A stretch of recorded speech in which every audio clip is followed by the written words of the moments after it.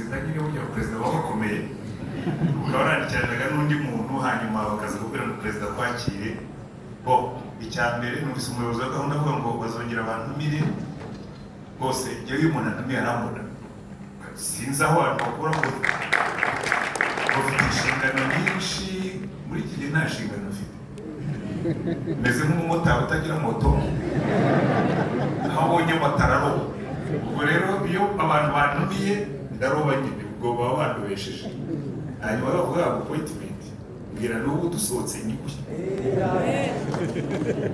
uraza muri iri joro ndaguha nimero yanjye rwose uzajya nikira nyiguhe washaka ko duhurira mu rugo washaka ko duhurira muri kafe ahantu bakugurira ikawa uzihitiremo ubwo simworohereje niwe uzihitiramo nashaka kumenya aho ntuye nzamurangira aho ntuye kuri kaburimbo ntabwo yo kuhamenya rwose nashaka ko duhurira kuri kafe ahantu aho ntuye naho zirahari zirangikije ari nyinshi nzamwira duhuriye kuri gane kuzamamaza hano si ngombwa so ikibazo ndagikemuye ibyo yifuzaga arabihawe amen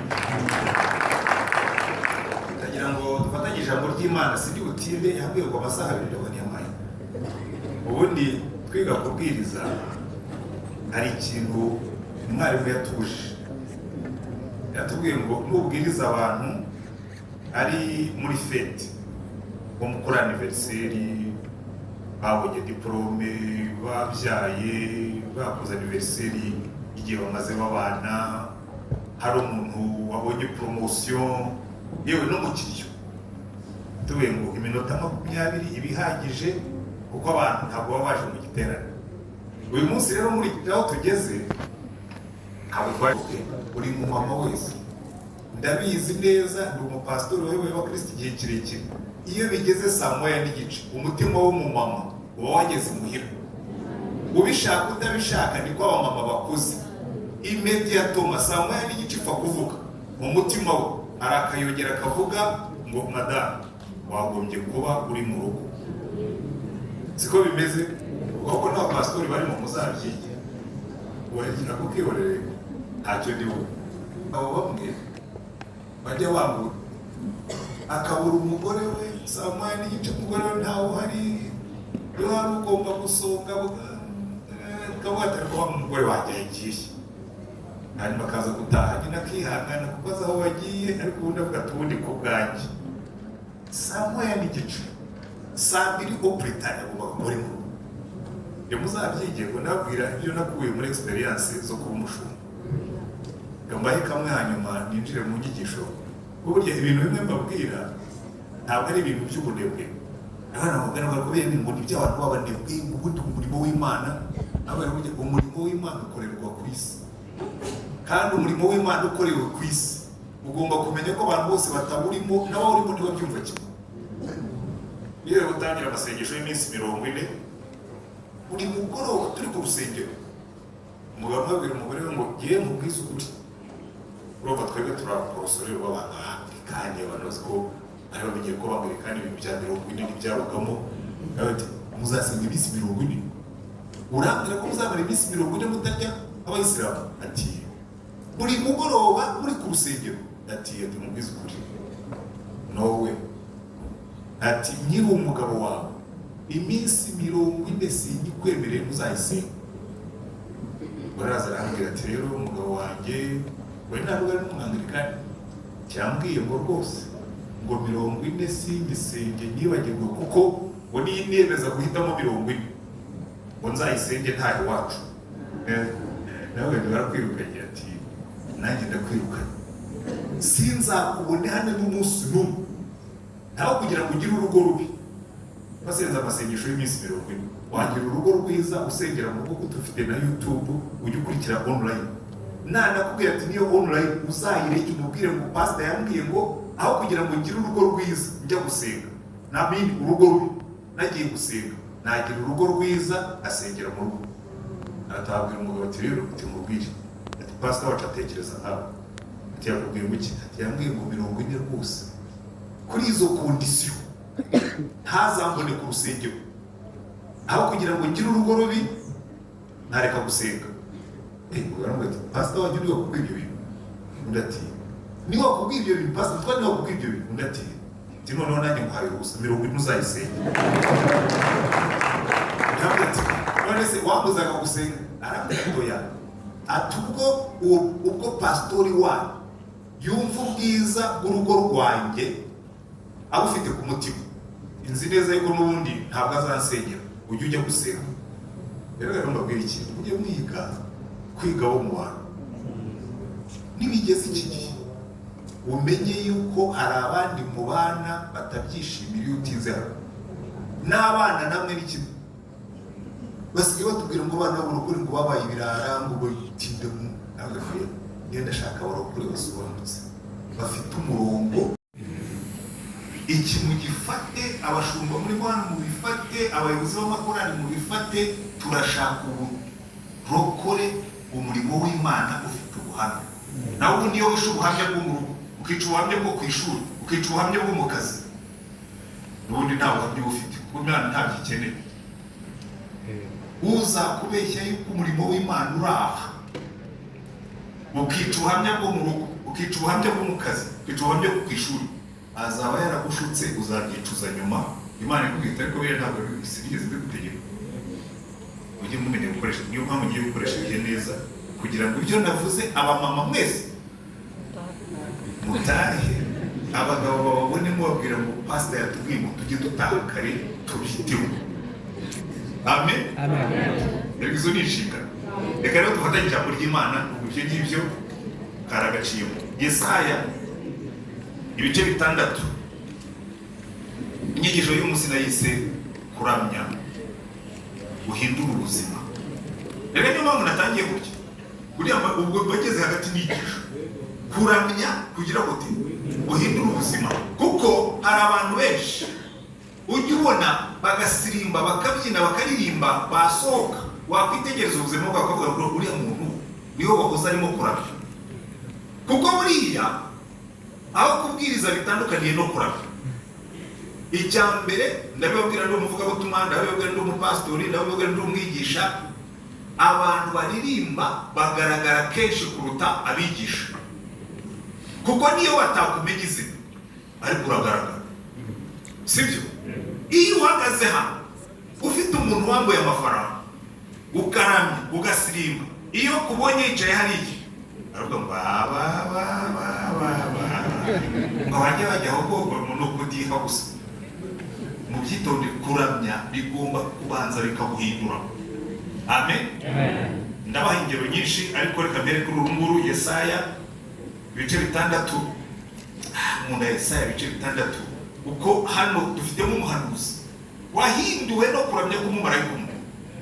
Baratubwira ngo mu mwaka umwami Uziya yatanzemo, nabonye umwami Imana yicaye ku ntebe y'ubwami ndende ishyizwe hejuru, igishura cyayo gikwira urusengero.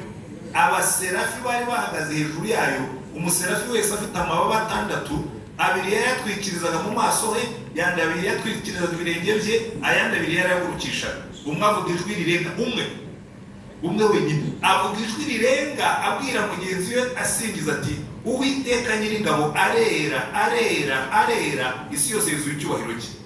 Imfatiro z'irebe ry'umuryango zinyeganyezwa n'ijwi ry'uwavuze ijwi rirenga, inzu yose yuzuye umwotsi. Iyo icyubahiro cy'Uwiteka cyabonetse, muzitegereza haba mu gihe cya Mose, muzitegereza haba mu gihe cya Salomo, muzitegereza haba mu gihe cya Yosiya. Iteka ryose iyo icyubahiro cy'Uwiteka cyamanukaga, urusengero rwuzuraga umwotsi.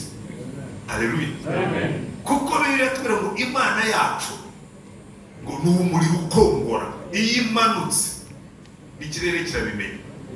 Haleluya. Amen. Noneho ngo imanutse, Yesaya kandi mubyibuke, Yesaya yari umuhanuzi ukomeye, yari amaze igihe ahanura, ariko yahanuraga, nkunze kubyigisha abantu, yahanuraga nk'uwafata Bibiliya akayerekeza mu bantu.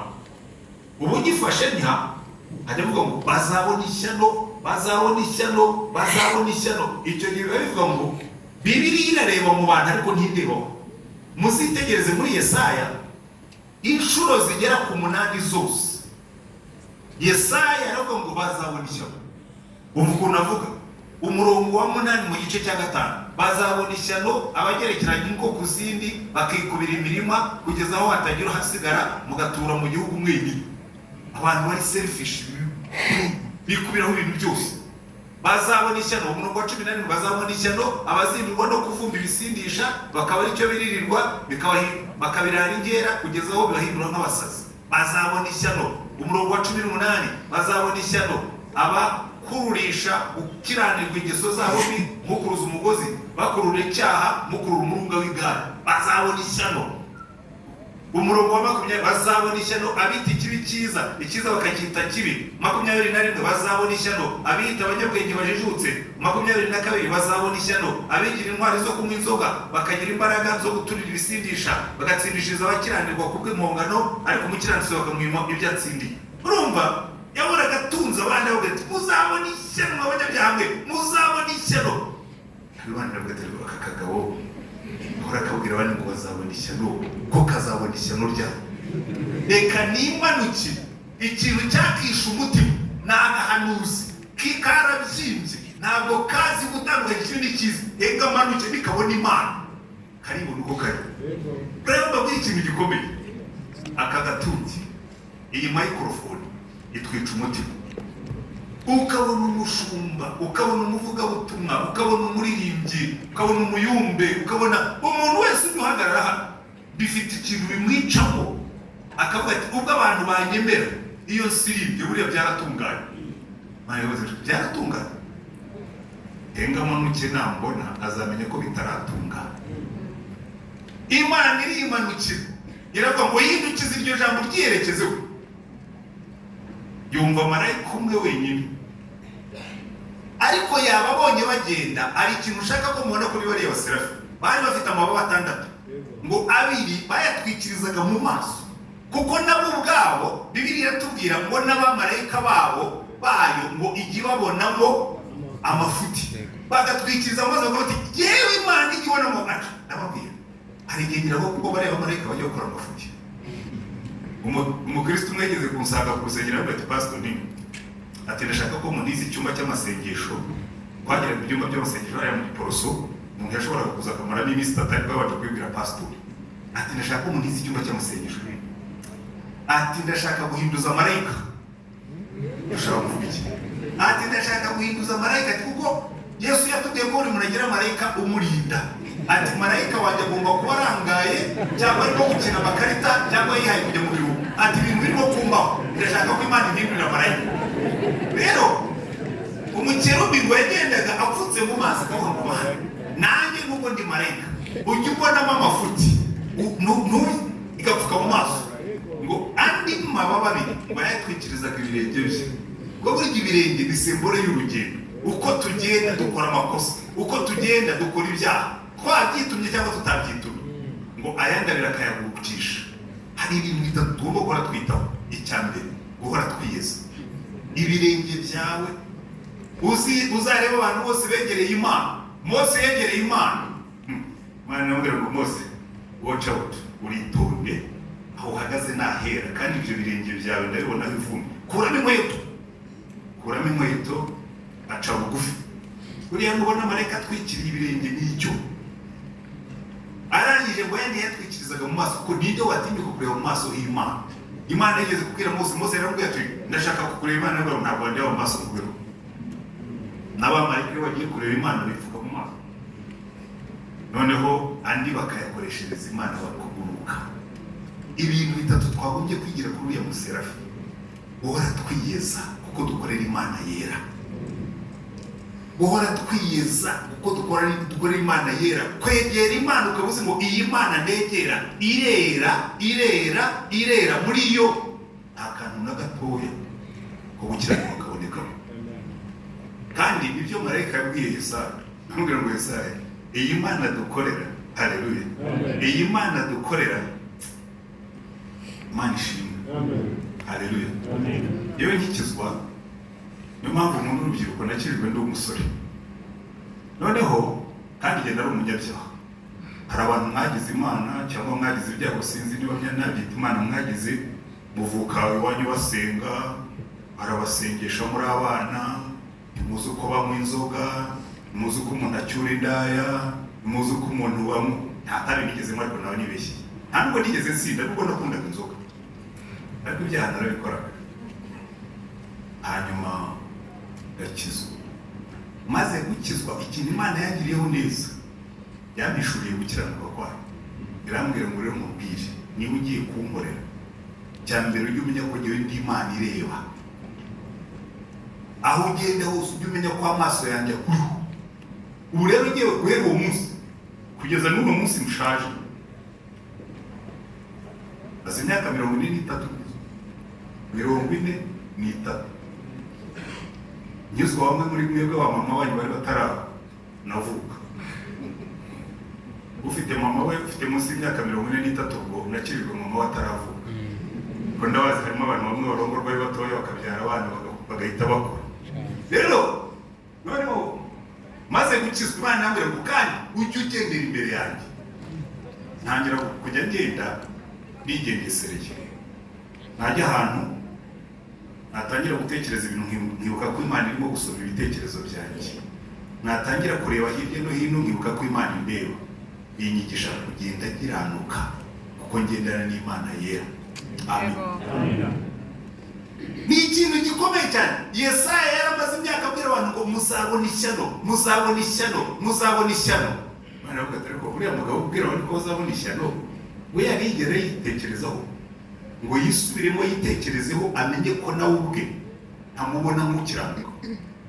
Noneho marayika bivuze yo muri Imana, Yesaya kubita hasi, agiye kuvuga azabona ishyano ya 8, arayihindukiza yivugaho, aravuga ngo nanjye mbonye ishyano kuko ndi umunyaminwa yanduye, kandi nduye hagati y'abanyaminwa yanduye, kandi mbonye umwami Imana.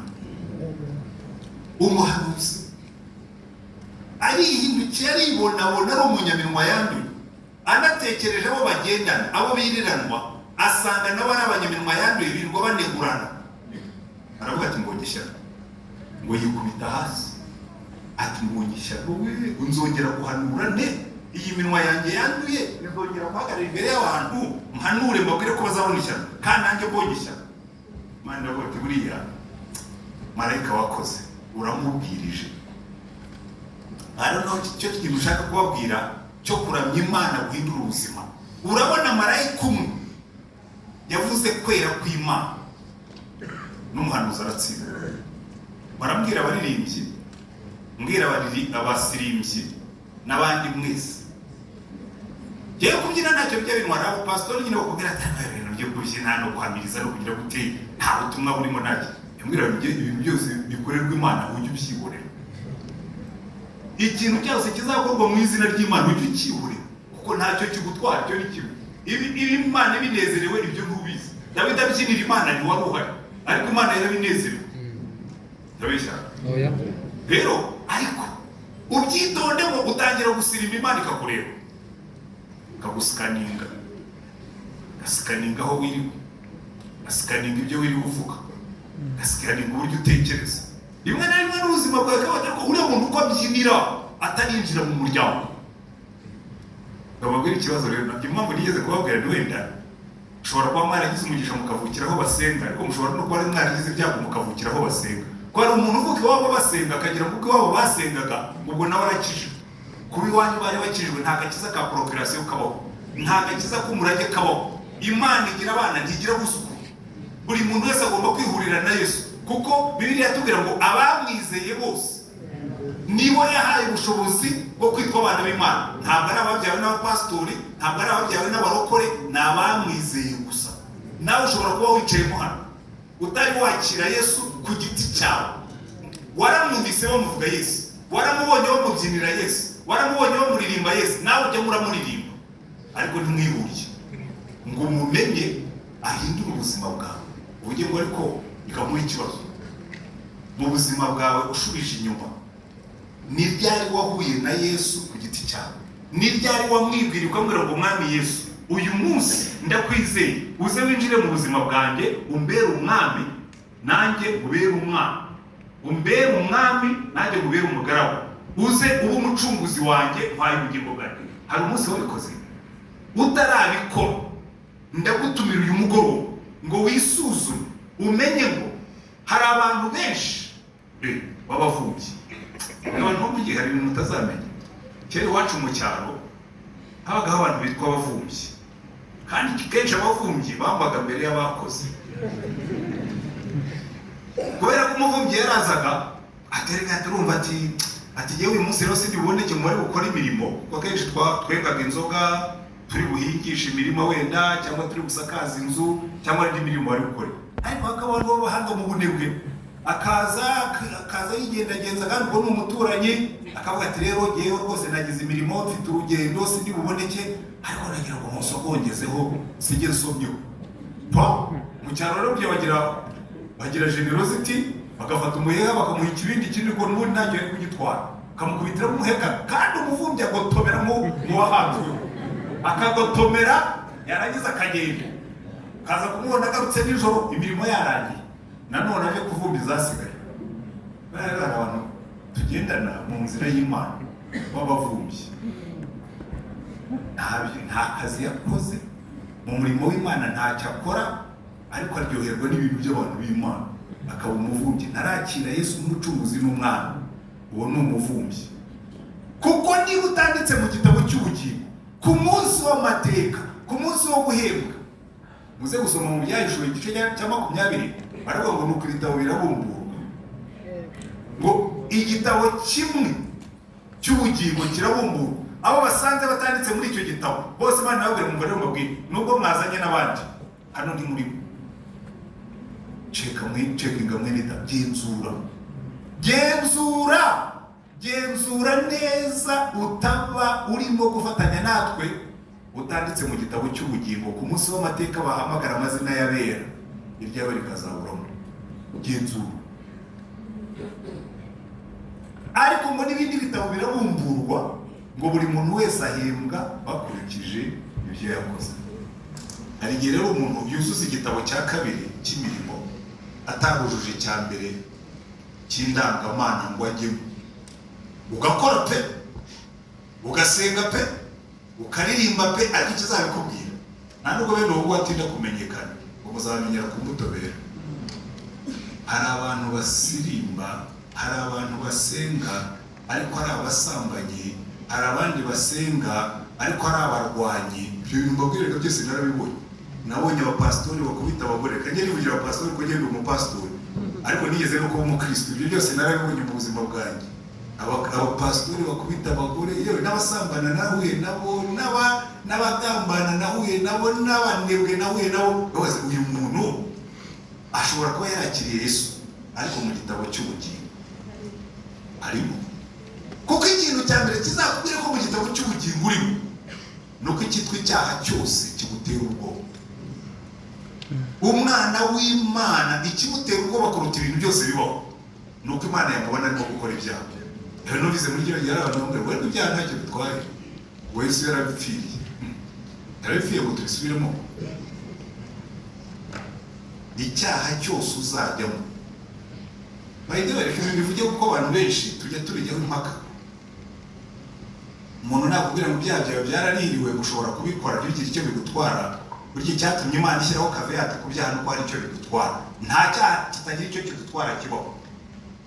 Mu maso y'Imana ushobora gukora icyaha ntibigire icyo bigutwara, ariko mu maso y'ubuzima bwa buri munsi icyaha cyose kigira ingaruka. Ntabwo uzasambana ngo bijye kukugiraho ingaruka, ngo bibure kukugiraho ingaruka. Mwana mwaherutse kumbaza, ariko aciye iminsi nari nkiri mu bushumba uragiye paruwase, uramenya ngo pastor, ngo ariko ngo nawe ujya wihengeka.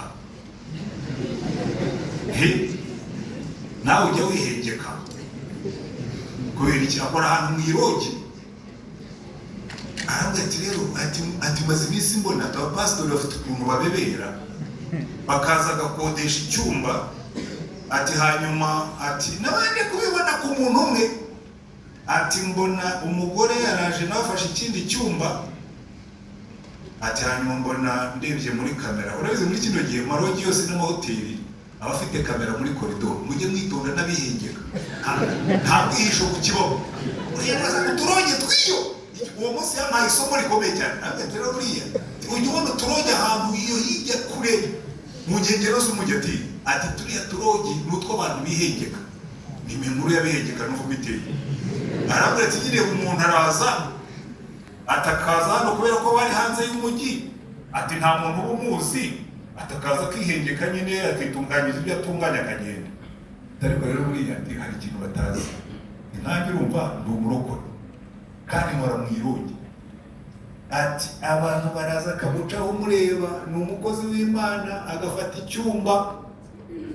Ati iyo mbonye umukozi w'Imana afashe icyumba hakagira undi mugore uza mu minota ikurikiyeho cyangwa waje mbere mu mwana, ndabacunga tu abajene buno munsi nabo nicaho. Ati nge maze kubifatira, ati nkabarebera muri kamera nkareba uko bidepurashije muri koridoro, ati ko ntabwo ugira uwo ufata hirya. Ati bose baca muri koridoro ukabona aranyanyonge agiye mu cyumba cy'umugabo cyangwa mu cyumba cy'umugore. Ati byaza kugeza nko mu masaha kumukabona baragiye. Ati umwe akabanza akagenda ukwe, undi akaza kugenda ukwe, atari kumva ntababona ngaho mbwira. Hanyuma umuntu akajya aza agahagarara hano, ati jyewe nta wambonye, menye ikintu kimwe, aho uzakorera ibyaha byose niyo wajya aho batakuzi, amaso y'Imana arakureba.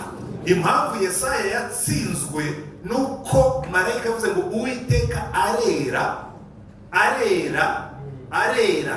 Yesaya ntabwo yari umunywi w'inzoga, Yesaya ntabwo yari umusambanyi, ariko Yesaya sinzi ikintu cyamubaga ngo yifashe mu banyamagambo. Kandi iryo jambo marayika yavuze ryahise rimutsinda kubera Zaburi ya mbere iracyari muri Bibiliya. Hahirwa abatajya mu nama y'ababi, ntibahagarare mu nzira y'abanyabyaha, ntibicarane n'abakobanyi. Amategeko y'Uwiteka niyo bibwira ku manywa na nijoro. Urumva ibyo byanditswe mbere ya Yesaya, yari abizi ko bihari. Aravuga ati nanjye kiriya kiransinze, ndi umunyaminwa yanduye, kandi abantu twirirwa tuvuga abandi nawe n'abanyaminwa yanduye, none mbonye umwami Imana yatsinzwe.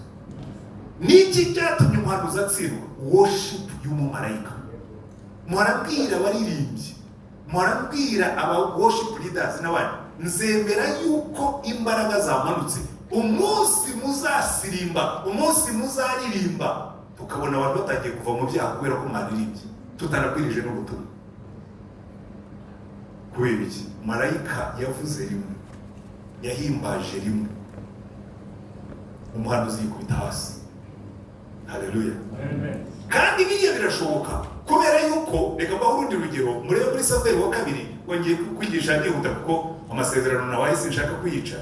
Muri Samweli wa kabiri hari igihe umwami Sawuli, ndabarangira aho biherereye muyirebere. Samweli wa kabiri Samweli wa mbere plutôt, Samweli wa mbere ibice 16, Samweli wa mbere ibice 16 kuva ku murongo wa 14. Icyo gihe umwami Sawuli ngo umwuka w'Uwiteka yari yaramuvuyeho, noneho umwuka mubi w'amadayimoni ukajya umuzamo, akarwara depression. Ariko ndanezerewe cyane ko ari urubyiruko ruri hano. Uyu mwuka rero wafashe urubyiruko, mwarabyumvise? Mujya mubyumva hanze mu binyamakuru, hanze ku maradiyo, hanze kuri za YouTube, ngo urubyiruko hariya hanze ngo rurwaye agahinda kagize gate gakabije. Iyo ni depression. Barwaye agahinda gakabije, barimo bariyahuza inzoga, barimo bariyahuza ibiyobyabwenge, barimo bariyahuza ibishoboka n'ibidashoboka, harimo n'abiyahura burundu, bamwe bagapfa abandi ntibapfe. Agahinda gakabije kandi gagafata Sawuli neza. Bukeye baramubwira ati ariko uyu mwuka uguhangaho hari ikintu kiwuhangamura, ujye ushaka umuntu w'umucuranzi w'umuhanga, aze nacuranga uyu mwuka uzajya kuvaho. Noneho Bibiliya tubwira ngo Dawidi, umuntu umwe muri abo b'abagaragu ba Sawuli, aramubwira ati muri bene Yesaya harimo umwana w'umusore, ni umusore mwiza w'igikundiro, kandi ni umusore mwiza w'imbaraga ndetse w'umurwanyi, ni umusore mwiza azi gucuranga, kandi umwuka w'Imana muri we. Sawuli aravuga ati munzanire uwo muntu. Ngo iyo umwuka mubi yazaga kuri Sawuli, Dawidi yaracurangaga dayimoni zikavamo. Haleluya. Umva rubyiruko, ndashaka yuko muzajya mucuranga ariko mufite purpose, mukavuga ngo turacuranga. Mwagize neza no kuzana n'abayumbe. Ubundi abayumbe ni abanyamasengesho, aho nsigaye mbona abayumbe mwarabaye abaririmbyi kuruta kuba abanyamasengesho. Rero nimujye inyuma y'iyi korali nibajya kuririmba mujye mwicara mukora ubuyumbi muvuge ngo twe bazajya baririmba dushyiramo imyuka dushyiramo imiyaga. hari umugabo witwaga Bonke yitabye Imana mu myaka ishize. Reinhard Bonke, hari abantu bazi Bonke cyangwa bigize bamuntu. Reinhard Bonke yajyaga gukora igiterane yaragendaga yarafite abanyamasengesho wakagenda kubaka podium abanyamasengesho bakabatera intebe munsi y'aho abwiriza. Niba mbwiriza mpagaze hano podium yabagira abanyamasengesho bari munsi juste munsi ya podium ya Bonke. Noneho iyo yumvaga ageze ahantu ashaka ko bigira imbaraga yakubita ku mugeri ku ntuzi kuri podium hejuru. Yewe nigeze ko yakubita ku mugeri hejuru bibwira abanyamasengesho ni mwumva wisi mugeri hejuru bavuga ngo nimwongezemo umuriro ubu ngubu ugiye guhamagara bihana. Bonke yarabwirizaga ibitangaza bigakoreka. Wongeye kuvuga wenda mushobora kundakarira mutirazanya ariko muzi umupadiri wapfuye ejo bundi nawe yarapfuye witwa Ubaridi Rugirangoga uriya yari padiri ariko hari ikintu yakoraga nakunda. Iyo Rugirangoga yabaga yaje hano kuri stade yarazaga hari ikintu mu gaturika bagira batambagiza bisakaramentu akagifata akagishyiramo akagenda yambaye ikanzu ye y'Igipadiri n'ikinuza akagenda atambagiza isakaramentu hagati y'abantu. Ariko niba mwibuka neza yari afite abanyamasengesho batondaga umurongo. Niba rumvise uko basengaga ntibahamagaraga Bikira Mariya bahamagaraga Umwuka Wera, Roho Mutagatifu manuka, Roho Mutagatifu manuka, bagasenga igihe cyose yatambagizaga yabiza agasengera abarwayi bagakira. Cyarabaye narabyiboneye n'amaso yawe. Abantu bose ubwo mwabikoze neza uko abayumbe barimo mujye muririmba mufite intego yo kuvuga ngo tugiye kuririmba nka marayika wo muri Yesaya 6. Turaririmba abanyabyaha baze kwihana ntawe ubabwirije. Turaririmba no mu rusengero muzabikore mutyo nujya no kubwiriza ubigenza utyo ube wizeye yuko kuririmba kwawe kuramya kwawe guhimbaza kwawe gufite purpose. Ntabwo purpose ari entertainment. Iyo ba King James baririmbye hano muri Kigali Arena, iyo ba Masamba n'abandi baririmba indirimbo za sekira baririmba kugira ngo bakore entertainment. Ariko twebwe iyo turirimba ntabwo ari na entertainment yacu bwite ngo mujye ngo twabyina kugira ngo twishimishe. Ntabwo ari na entertainment y'abatwumva, ni transformation. Tugomba gukora byose tugamije ko ubuzima bw'abantu buhinduka. Haleluya. Kuko nicyo kintu ijuru rifite riravuga ngo ya ibyo mukora byose mubikore ku buryo ubuzima bw'abantu buhinduka. Munategure munahimba indirimbo muzikuremo. Ariko sinzi impamvu ibi biranoroshye cyane kubyumva. Jewe iyo ndimo gutegura ubutumwa ndabanza nkabaza Imana, jewe ndi intumwa ntabwo mbabwiriza ibyo ndishakiye. Baza Imana ntibarase aba bantu rimwe na rimwe kugira ngo niyorohereze narabizi. Naramubwiye nti nariko niyihe teme murimo gukoreraho. Arambwira ati nta twaguhaye uyishakire.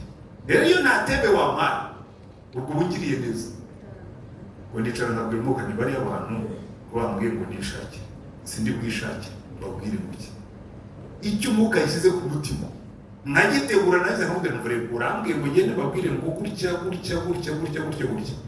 ndaza kubibabwira ariko nawe mfashe mukiriremo imiyaga mbwiriza ubutumwa uwo basemurire. Abavuga ubutumwa muri mwana muziye kubikora muzasaza mukibwiriza ubutumwa budasaza. Kuko ubutumwa iyo wabusengeye ukabwabushyira kuri YouTube wavuga mu rusengero Umwuka ashyiramo ubuzima abazabumva bose bakajya bumva harimo ibibareba, bakajya bumva harimo ubuzima, bakajya bumva harimo ibahamagarira guhinduka. Yewe ngira abafana benshi barimo n'abayisilamu barimo n'abadakizwa bambwira ati yewe ati ubutumwa atakekora ubutumwa bwawe ndabwumva kudakizwa se ati nyine ati ntibiraza ariko ndabwumva. Ariko njyewe ndabyumva ko si ubutumwa bwanjye njyewe mba natuma. Ntabwo ari message Rutayisire Antoine njye mba natuma. Niyo mpamvu nshobora no kubabwira ibintu bitabashimishije. Imana yambwiye ngo ugende umukire bariya bantu ntabatukana nuko bro Imana yambwiye ngo batuki. Rero nsigira ngo muzasome abahanuzi iyo bavugaga hari bavugaga amagambo akakaye bakabakubitisha. Ariko ntabwo birangira aho ngiye ibyo ngibyo nshima Imana yarabindinze. ariko reka garukira umumarayika umwe yaravuze umuhanuzi arahinduka. Dawidi yaracurangaga imyuka mibi ikava kuri Sawuli. Iyo niyo ntego yo kuramya. Tugomba kuramya Imana. Reka mbahe urundi rugero rumwanywa ndaba ndimo no kugana no ku musozo. Mu byahishuwe ibice bitanu. Aho mushobora kudahita mubibona, abantu benshi basoma Bibiliya bihuta, hari ibyo batabona. Mu byahishuwe ibice bitanu tubona Imana irimo kuvuga ngo ariko ninde natuma, ninde wagenda akancungurira bariya bantu. Noneho Yohana yumva iyo appel d'offre ibuza igisubizo ngo haba mu ijuru haba ku isi no munsi y'isi muhabura umuntu n'umwe. Noneho ngo Yohana atangiye kurira, umwe mu bakorera mwegera mugaterega humura, buriya twakwereka kuko byagenze ariko byararangiye. Intare y'umuryango wa Yuda yaraje. Noneho ngo amaze gufata igitabo no kukibumbura, noneho ngo nuko baririmba indirimbo nshya bati niwo ukwiriye kwenda igitabo no kumena ibimenyetso bigifatanije, kuko watambye ugacungurira Imana yo mu miryango yose no mu ndimi zose no mu moko yose no mu mahanga yose, wacunguje amaraso yawe ukabahindurira Imana yacu kuba abami n'abatambyi kandi bazima mwiza. Iyo ni worship. Niwo ukwiriye ubutware, niwo ukwiriye icyubahiro, niwo ukwiriye. Noneho ngo babiririmbye bigira echo, bigira impact, bigira icyo bizunguza.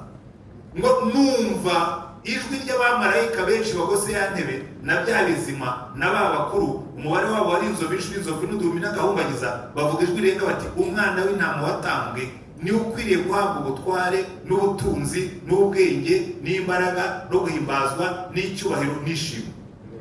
Urumva mu ijuru abakuru 24 baramije Imana baravuga tumva Mana, uyu nguyu watambwe niwe ukwiriye ishimwe, kuko niwe waturokoye, niwe wadupfiriye, niwe waducunguye. Nyamubwo abantu bavuga ngo nitugera mu ijuru abantu bamwe bazabaha ibikamba binini. Yewe nisabiye gatoya hakiri kare. Uzi impamvu? Igikamba kinini kizaba kimuvunira ubusa kuko ntacyo kizaba kivuze. Bazakubwira ngo bikure muri kubite hasi, umwana w'intama watambwe niwe ukwiriye ishimwe, niwe ukwiriye icyubahiro, niwe ukwiriye gushyirwa hejuru, kuko mwese ntacyo mwari kwimarira atarabikoze. Kandi ngo iyo babakuru kuko nibo bacunguwe bahaye iyicaye kuri ya ntebe na wa mwana w'intama icyo cyubahiro, ngo ibyaremwe byose n'abamarayika bose baravuga ngo nibyo, iyicaye kuri ya ntebe n'uyu mwana w'intama niwe wakwiriye ishimwe n'icyubahiro no gushyirwa hejuru n'ibindi byose twebwe tujya dukunda. Icyo bishaka kutubwira ni iki? Urabizi buriya cyane twebwe abagaragara imbere twigisha dukunda kugaragara, dukunda kuvuga. Jewe biranangora buriya iyo abantu bakuvuga neza, buriya ngende nicara nkabona bari umwambuka wera wikorera imirimo bakayinyitirira. Icyo mukundira no kutagira ishyari, muzandakarire rwose sijye wowe wabivuze, ntabwo mba nisabiye ngo bamvuge kuriya. Ubwo reka mbabwire ikintu kimwe, ubiyomba ntahetse Yesu, ngo yandogobe yahetse Yesu, bagasasa ibitambaro mu muhanda bagasasa n'amashami. Ubwo arakibwira mugenzi wawe turabizi ijambo naciye ibintu mu mujyi, nanyuze mu mujyi wasasira imyenda ngendaho abandi bazunguza amashami, naciye ibintu. Rero turashoboje tukajya mu mujyi twareba yuko bimeze. Undishe kuri uwo munyenga kabisa numveho. Ziragenda zica mu mujyi ziradogagira ziragenda, zibona nta n'umuntu uzireba. Hanyuma zivuye ariko sekunabonye nta muntu batureba, rero tureba abantu bahinduka vuba. Atwakwereka uko ejo byari bimeze. Ntabwo tuze n'ibya bindi by'ejo uvuga. Tega buriya ntabwo ari we basasiye imyenda, ntabwo ari we bazungurije amashami, ni wa wundi wari uhetse. Haleluya. Reka mbabwize ukuri. Yewe maze imyaka 43 mpagarara imbere y'abantu, kandi abantu bakakubwira uvuga ubutumwa tukagukunda, nawe sijye mukunda. Ubu mfashije Yesu hasi, nta nubwo mwazongera kumva. Ndabigeze nta nubwo wazongera kuntumira. Buriya rero impamvu mubona abantu benshi basaza, nimubona abajene babasirimba cyane, bajya kugeza ku myaka nk'iyanjye bagisirimba, muzampamagara aho nzaba ndi mu ijuru nzabita. niki gituma umuntu asaza mu muhamagaro? Niki gituma umuntu akura abivamo? None se ni warasirimba uri umusore, ni waranabyaga Imana uri umusore, ni warahimbazaga Imana uri umusore, imyaka niyo yakubujije? Oya, ahubwo umuntu agenda acogora gake gake, icyubahiro cye, ishema rye bikamuremera, akagatara. Nta muntu w'umugabo wiyubaha wajya hariya ngo asirimbe. Kuki se utasirimba? Dawidi yasirimbaga ari umwana, ariko nawe mu gusirimba ko ari umwana byateye krize mu rugo. Umugore witwa Mikali wari umenyera ikintu cyitwa protokoli y'ubwami, uzi uko abandi bitwara, kuko Dawidi yari yavuye mu ntama. Rero abantu bo mu ntama ntimukabishime, abantu baragiye inka bameze nkazo, nanjye naraziragiye ndabizi.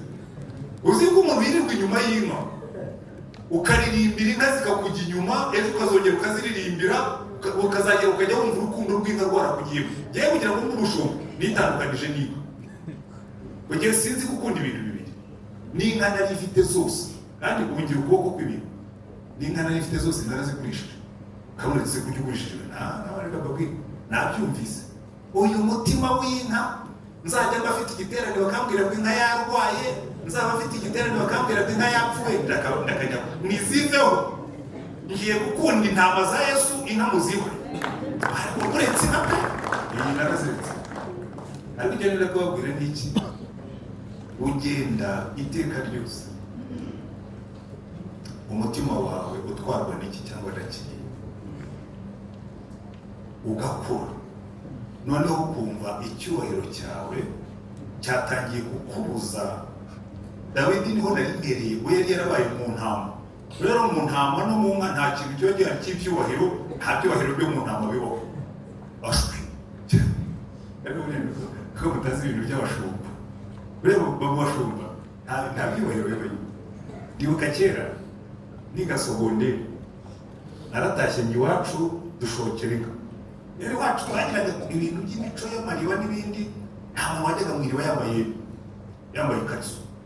Agenda rero nambaye ikariso yanjye, ngiye mu iriba, musaza nawe wamushenze kura ku kashumi mu iriba ryiwe. Wajyaga batwimbere ko twavuye kundebama ukajyamo nyiruka. Ubwo yabwiye urabona abantu bose bahise bakobana mu maso, bigeze baragira inka. Cyo mu nka ze mwabwirwa n'iki? Bashumba b'inka, twebwe twarabaye. Rero icyo mbabwira, Dawidi yari yaribereye mu ntama. Ibyo bintu by'icyubahiro icyo yarazi nuko iyo umuntu anezerewe arabyina, iyo umuntu anezerewe araririmba. Abonye bazamuha isanduku y'Uwiteka, tekereza umwami utera korasi, akubita korasi abantu barabyina, nawe ajyamo arabyina. Icyokere kibaye cyinshi akuramo ikoti na giresikoti, bigeze aho n'ishati ayikuramo asigara yambaye isengeri. Mikali aramureba ati babo we, dore wa mwami wa Isirayeli, ubushumba bwanze kumuva mu mukajya kumuyoboka. Barimo arabyina aribereye imbere y'abagaragu n'abaja. Atashye mu rugo ngo yatashye anezerewe, avuga ati uri ku isanduka y'Uwiteka yinjiye hano muri Yerusalemu, irakoretse n'iby'iwanjye biratungana. Mikali wari uyu munsi arasama tu.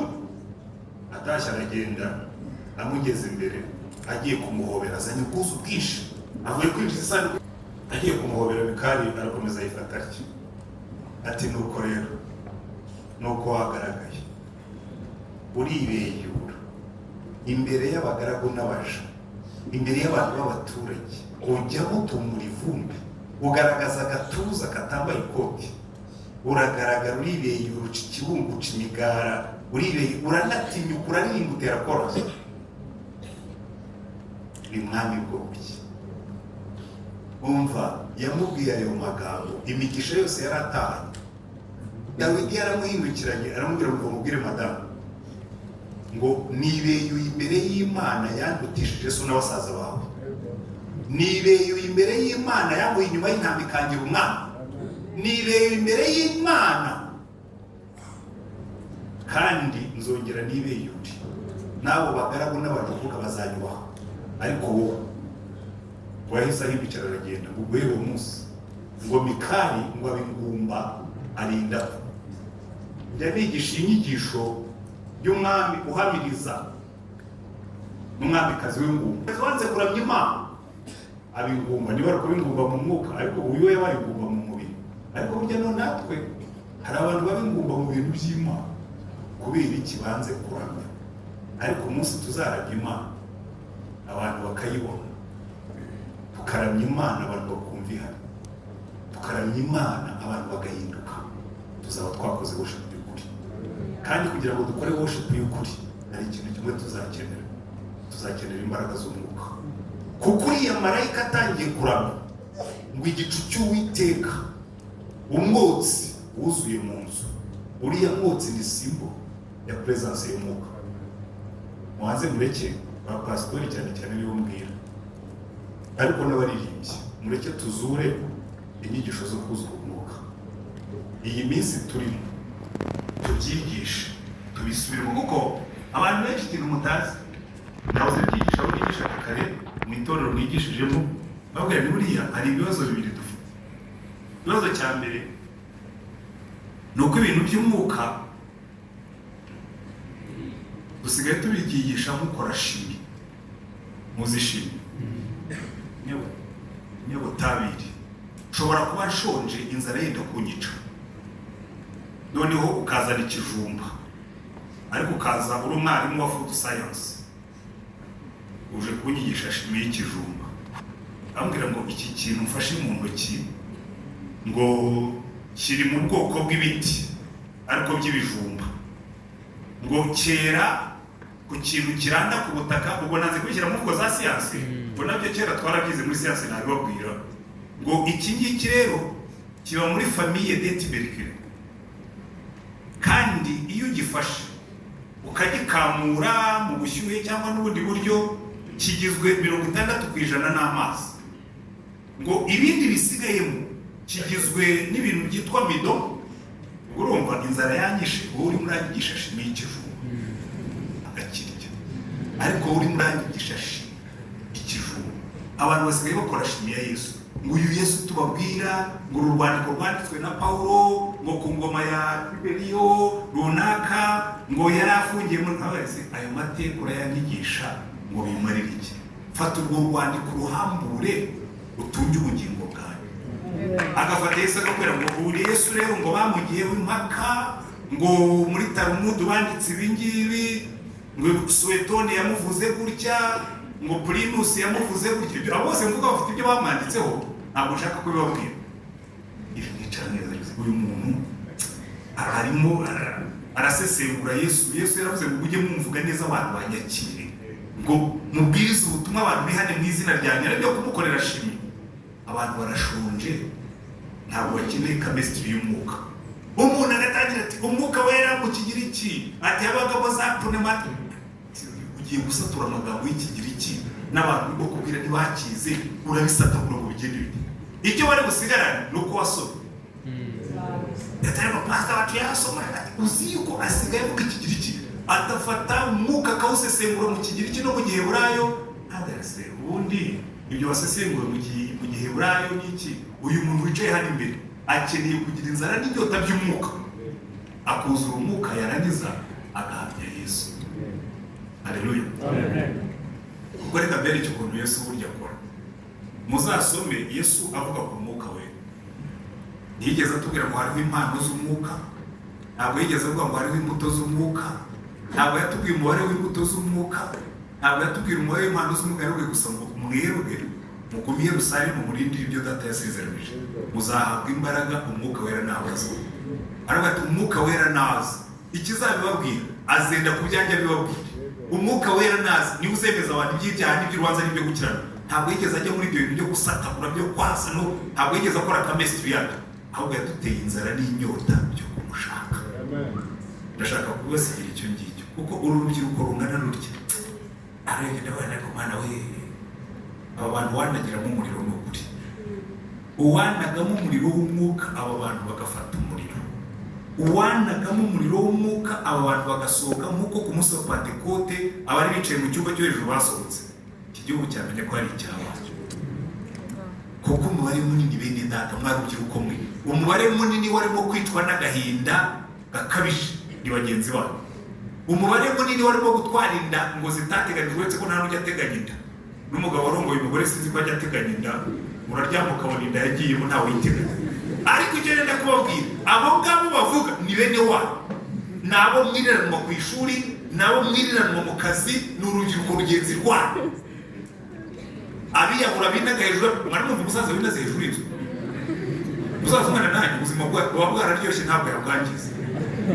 Bagenzi bandi barimo kurimbuka, murimo kubyina mu rusengero, wumva umwuka wera unyemerere ufate urubyiruko. Jewe sigaye senga Imana nayingi mwemere, wambabarira Mana, wambabarira, ukaba mu ruhande rwanjye. Abantu bakumva ibi bintu, uru rubyiruko rugafata umwuka, kuko ndashoje. Ubwo Yesaya yabonaga Imana ngo yaravuze ngo mbonye ishyano, Imana ivuga ngo marayika ikiriya nashakaga. Ubwo abonye ko nawe ari umunyaminwa yanduye, akaba yatuye intege nke ze, manuka umumoreza ikara ku munwa, ngo marayika araza mukoza ikara ku munwa aramubwira ngo dore ubu gukiranirwa kwawe kukuweho.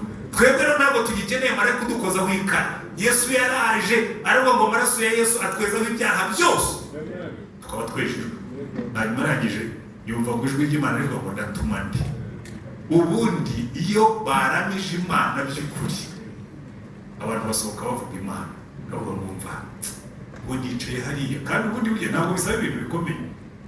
Genda gusa uvuge ko Yesu akiza, genda uvuge igitangaza wumvise muri wo, ngo ndatuma ndi. Ngo Yesu aravuga ngo ndi hano, send me, ndi hano nkoma. Ubundi nuko twese twagombye gusohoka, uvuye kuramya hano, uvuye guhimbaza hano, Imana yagukozeho, wagombye gusohoka uvuga mumva biriya bintu nabonye sinzabyihererana, n'abandi bagomba kubimenya. Iyi Mana tugomba kuyiramya turi benshi, kandi ntawe tuzasiga. Amen. Amen. Turamye Imana, ubuzima bw'abantu buhinduke bihereye kuri twebwe. Turamye Imana, abanyabyaha nibatubona bahindukirira Imana. Turamye Imana, mu kuramya Imana twuzura umwuka. Nidusohoka, dusohoke dufite umuriro. Rero buri kintu cyose hari ahantu ubwo Eliya yahanganaga n'abahanuzi ba Bayali n'Abashera, hari ahantu yageze aho asenga Imana nk'uko ngiye gusenga, arabwira ngo Mana, uyu munsi bigaragare ko ari wowe Mana, kandi ko njyewe ndi umugaragu wawe, kandi ko ndimo guhindukiza imitima y'abantu kukuganeho. Imana iramwumvira, imanura umuriro, ufata ku gicaniro, ufata kuri cya gitambo, abantu bose bikubita hasi baravuga ngo Uwiteka ni wowe Mana. Dukeneye experience iyo abantu batubona turamya Imana, abantu batubona duhamagara Imana, bakikubita hasi bakavuga ngo umva hano hari Imana. Kandi ndabyizera rwose, ndeba urubyiruko rungana rutya, hari icyo Imana igiye gukora. Ubutaha nimumubwira izaza ndebe ko ariko nababwiye, nyuma mwakoze ibyo nababwiye, muzashake ahandi kuko hano ntimuzamucyakwiba. Ubuse utumiye inshuti zawe nk'eshanu ngo zize zibone Yesu, ko mbona n'abizanye batuzuye hano, byagenda bite? Bayibe mu minsi iri imbere ndabona tugiye kuzajya tugira ibibazo by'aho duteranye. Iwacu iri pasitore hariya mu Giporoso twubatse urusengero bashika urunguru ntiturwuzu, wicaza 3,500 abantu batabyigana. Iyo twabyiganye ushobora guteramo izindi ntebe tukagiramo nk'ibihumbi 4. Ariko kuri bonane nagiye kubona mbona abantu basagutse bahagaze hanze, ndavuga yewe na rwa rundi rwabaye rutoya.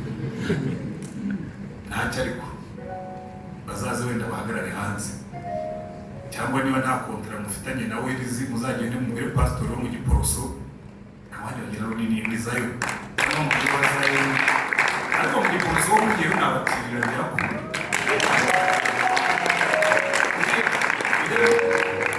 Utiye ubusa, uriya mu bantu bahambuka babaho, burya Abaporoso turahambuka twebwe, nta bintu basabye. Twara no kuba naramenye Yesu, ariko muri ino minsi ukaba urimo kugenda ukundi. Ndagira ngo ukore nk'uriya muhanuzi, uzamure ikiganza wowe ubwire Imana ngo Mana, numvise ijwi ryawe uyu munsi, nabonye abandi basirimba numva binyibukije aho ndi, nabonye abandi basirimba binyibutsa ko ntaragera hariya. Uzamure ikiganza musengere, kandi Yesu njye mpenda wumvise Imana yavuganye nawe, nuko yavuganye nawe. Uzamure ikiganza wowe ubizi neza kutarakira Yesu nk'umucunguzi n'umwami. Uzamure ikiganza wowe tumusengere. Niba urimo mwicayemo mwese murakijijwe n'Imana yaguhamiriza n'umwuka akaguhamiriza ndabyemeye kugira sinjya nca imanza iyo abantu bambwiye ngo turakijijwe ndavuga ni praise God ariko number 2 mwese ntawe usigaye noneho muhaguruke